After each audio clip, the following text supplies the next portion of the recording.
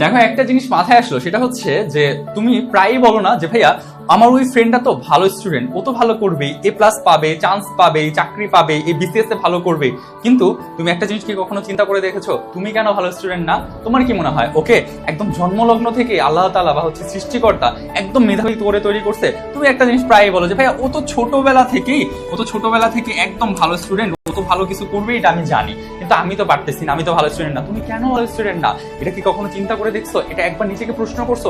কখনোই করো না। আসলে তোমাকে একটু দেখায় কেন তুমি ভালো স্টুডেন্ট না। দেখো, প্রতিদিন পড়তে বসো, তুমি প্রতিদিন ধরো তুমি 8 ঘন্টা পড়বা, এটা একটা প্রমিস করো, ধরো বা 10 ঘন্টা পড়বা, এটা একটা প্রমিস করো। করার পরে দেখা যায় কি তুমি এই যে 10 ঘন্টা পড়লা, এটা একদিন পড়ো, 2 দিন পড়ো, 3 দিনের দিন আর তোমার এই পড়াটা থাকে না। 3 দিনের দিন কি হয়, তুমি যদি একদিন 10 ঘন্টা পড়ো, পরের দিন 8 ঘন্টায় চলে যায়, পরের দিন 6 ঘন্টায় চলে যায়। কিন্তু ওই যে ভালো স্টুডেন্টের কথা বলতেছো, ও তো চান্স পাবে।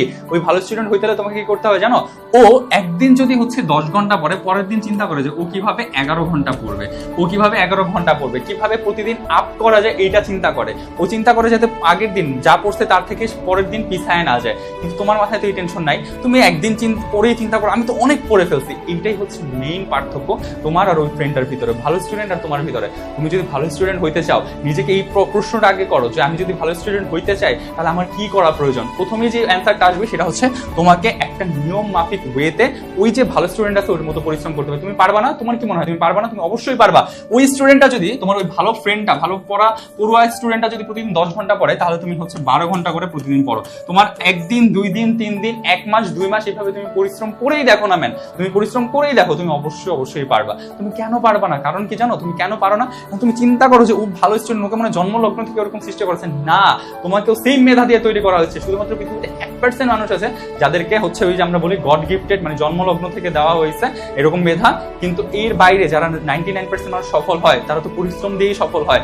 কেউ যদি, তোমার ওই মেধাবী ফ্রেন্ড যদি 10 ঘন্টা পড়াশোনা করে, তুমি 12 ঘন্টা পড়াশোনা করে হইলেও তুমি চান্স পাও, A+ পাও, তুমি চাকরি পাও, তুমি BCS এ ভালো করো, তুমি পারবা। নিজের উপর বিশ্বাস রাখো আর এইভাবে পরিশ্রম করে যাও, তুমি অবশ্যই পারবা। জাস্ট এটা বললো না, নিজেকে এই অজুহাত দিও না ও তো ভালো স্টুডেন্ট এই জন্য ভালো করছে না।